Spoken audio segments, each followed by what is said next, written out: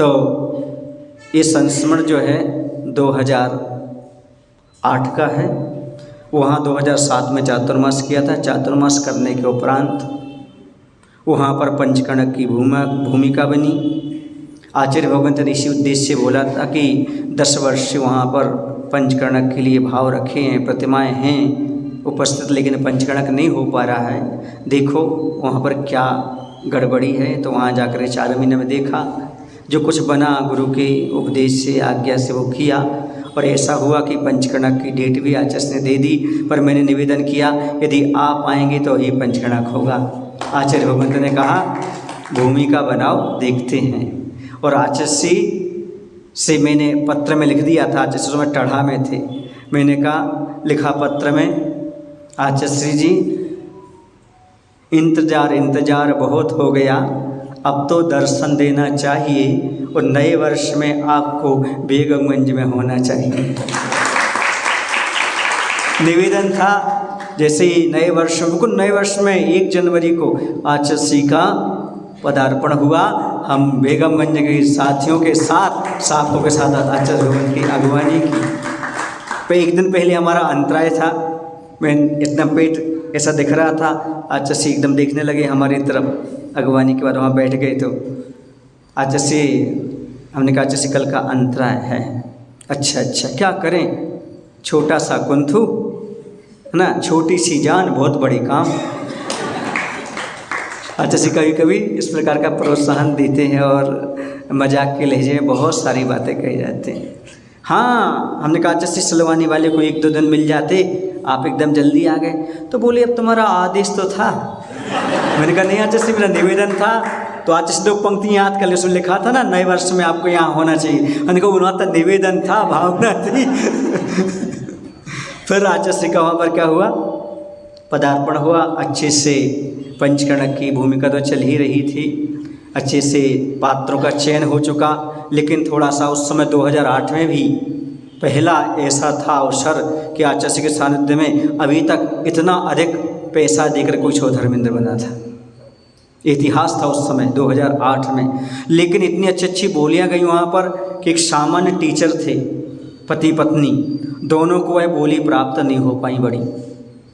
तो लेकिन उन्होंने अपने जीवन में, मतलब पंचकणक का जब से सुना उन्होंने 10 साल से टीचर हैं, लेकिन अपना पैसा बचा कर रखा और इस उद्देश्य से रखा कि सारा का सारा पैसा जो होगा वो पंचकणक में लगाएंगे। जब भी पंचकणक होगा ये पैसा उसमें लगाएंगे।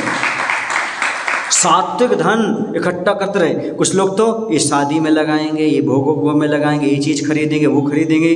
लेकिन वो पाठशाला पढ़ाती वो मैडम, लेकिन उनका भाव क्या कि पूरा का पूरा जो पैसा है जो बचेगा वो हम पंचकणक में लगाएंगे। और उस समय 2008 में उन्होंने पूरा 4 लाख इकट्ठा कर लिया। कितना? लेकिन उनको बोली कोई मिल नहीं पाई।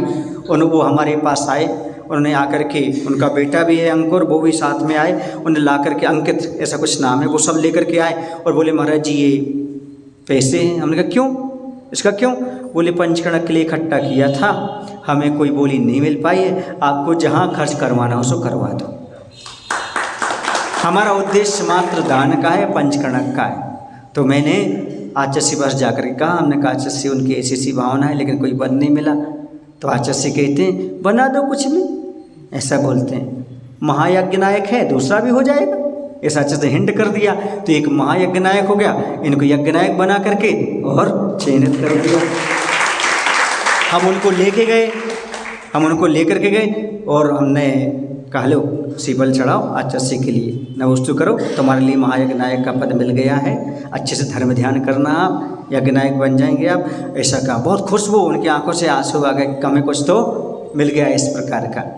तो आचार्य बोलते देखो ये सात्विक धन है, कैसी भावना के साथ इनके सामने करोड़ रुपये तो फैल हैं, करोड़ों रुपये का दान फैल है। इन्होंने एक एक पैसा संजो कर रखा, इस भाव से रखा। उसी दिन से इनका पुण्य बढ़ रहा है।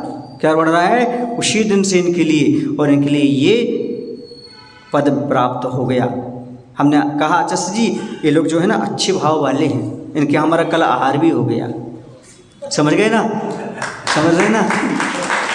बस ऐसा कहा ही, और बस आचार्य का कैसे भाव बना और सबको छोड़ करके सीधे उनके यहाँ जाकर के पड़गाहन हो गया। ये सात्विक धन का प्रभाव। किसका प्रभाव? वो जो पुण्य कमाते आ रहे वो पुण्य फला है उनका भी। आचार्य भगवान के भाव हो गए और एक ही दिन में आहारचर्या भी संपन्न हो गई। ये है ये पुण्य का। समझ आ रहा आप लोगों को? तो ऐसे आप लोगों को भी आज से पैसा इकट्ठा करते रहना चाहिए। आगे हमारे यहाँ जो भी कार्यक्रम होगा अच्छा गुरु की कृपा से उसमें हम ये पैसा लगा देंगे। भले 2% करो, 4% करो, जितना परसेंट आपको करना है वो दान अवश्य करो, उसका फल मिलता है। और जब कभी भी आचार्य भगवंत आएंगे तब सबसे पहले आपको उसका लाभ प्राप्त होगा और आपकी पुण्य की वृद्धि हो रही है।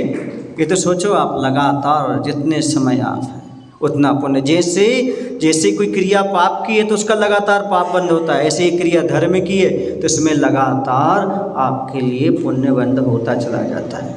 आपने किसी अन्य उद्देश्य से निकाल के पैसा रखा वो तो पाप का बंद कराने वाला है, लेकिन दान के उद्देश्य से निकाला तो वो तो आपके लिए पुण्यानुबंधी पुण्य कराने वाला है। समझ आ रहा है आपको? दुर्गति से बचा रहा है, क्योंकि जो पैसा है ना वो आपने किसके लिए निकाला है?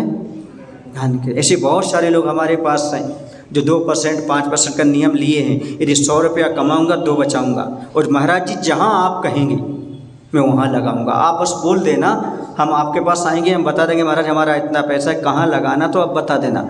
बस ऐसे ही अब बेंगलुरु वालों को भी सीखना है। भले आप 5 पैसा बचा कर रखो, 1 रुपया बचा कर रखो, अगर संकल्प करो आज से ही कि मैं 1% दान अवश्य करूँगा अपनी कमाई का। कहीं भी करो, कैसे आप नहीं कर सकते।